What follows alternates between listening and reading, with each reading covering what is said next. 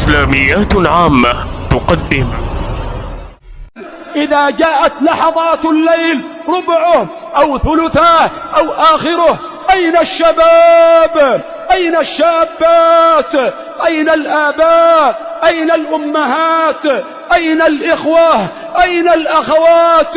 أين من يقضون لياليهم في السهرات والمخيمات، في الأعراس والرقصات، بأنواع الألحان وسماع المردان وأصوات النسوان وتلك الرقصات والهزات والنظرات وتحريك الأعطاف والأدبار والنظر إلى الأعطاف، مخزنين راقصين مزمرين مغنين؟ هل هؤلاء ممن يذكرون الله في تلك اللحظات أم ممن يذكرون الراجفة أم الرادفة أم يذكرون الموت؟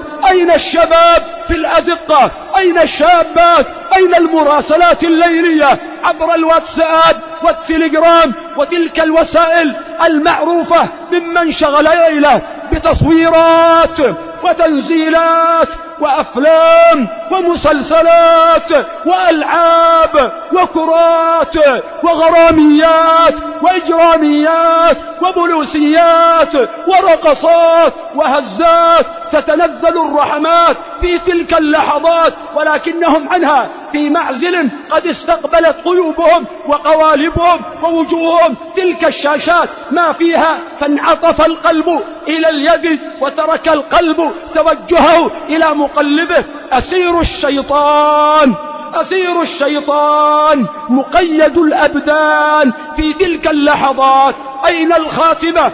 ألا يا عباد الله، يا إماء الله، كفى معاصي، كفى سيئات، كفى محرمات، كفى انتهاكات، كفى غفلات، كفى تصويرات، كفى تنزيلات، كفى خيانات، لترعى الزوجات حقوق الأزواج وليرعى الأزواج حقوق الزوجات. اتقوا الله في السهرات والتخزينات، عطلتم الصلوات، ضيعتم حقوق النسوان والولدان في بيوتكم، انقلبت حياتكم حياة الخفافيش.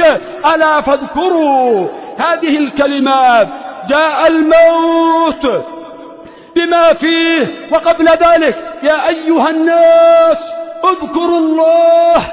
جاءت الراجفة تتبعها الرادفة، قالها مرتين: جاء الموت بما فيه.